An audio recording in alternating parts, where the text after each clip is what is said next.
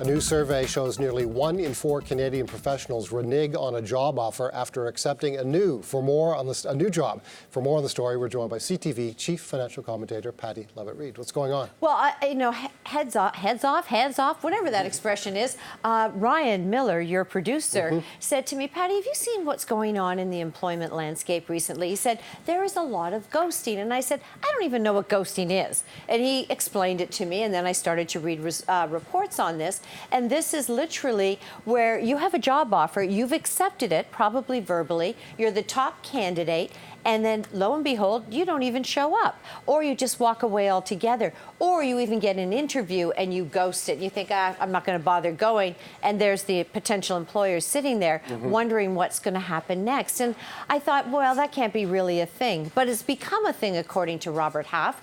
They're an employment agency on an international basis, and they say 23% ghost a potential employer. And what I do know from an employment landscape perspective is every employer is going to have 2 or 3 candidates for sure.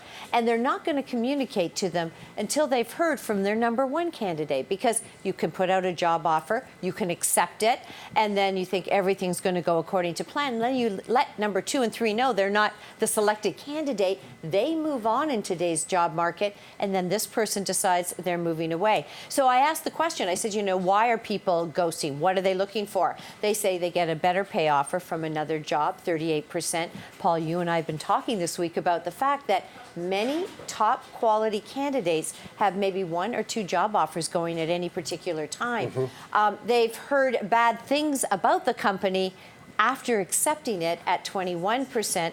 A counter offer from your former employer. I always think that's a dangerous game. If I'm going to leave and I'm committed to leaving, I'm on my way out the door. Right. If I get convinced to stay for whatever sort of reason, you got to know that they've got to suspect whether or not you're loyal, to what extent down the road. And the final one is other. Is there any sense from the study of how old these people are? I guess what I'm asking, are these young people doing this? These tend to be younger people. They tend to be starting out in the workforce, not to target just younger people.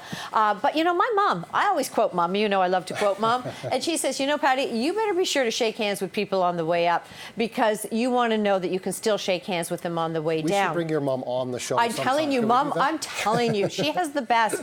And it's every once in a while, as I mature in life, that I think back on some of those expressions. And, you're right about that. I did read further about, how do you deal with this situation? Read the fine print, because if you've signed a contract, make sure that there aren't situations where you, in fact, could be liable after agreeing to something and then walking away. Don't beat around the bush. No one likes to get bad news. I mean, I don't like getting bad news, but I'd rather you say to me, Pattie, here's a scenario, but exit gracefully. And that's that shaking hands on the way out. And, know that it's a very small business community. Colin, this sounds like something that could only happen in a pretty buoyant job market, this idea of people having more than one offer at the same time and being able to simply walk away from one offer because they prefer the other one. Yeah, I find it quite incredible that people would actually do this. And not even tell people. It's one thing if you got a better offer and you call them up and say that, and once you, and I agree with you also, once somebody's made the decision to go, you have to stick with it. You can't just turn around and come back. But to me, the big thing is that there's a lot of movement in the job market nowadays. And people have access to internet and to everything else in communications, social media. So people can find out these things very quickly. It could easily impact you farther down the road, whether it's the HR person has moved on or the manager has moved on. But even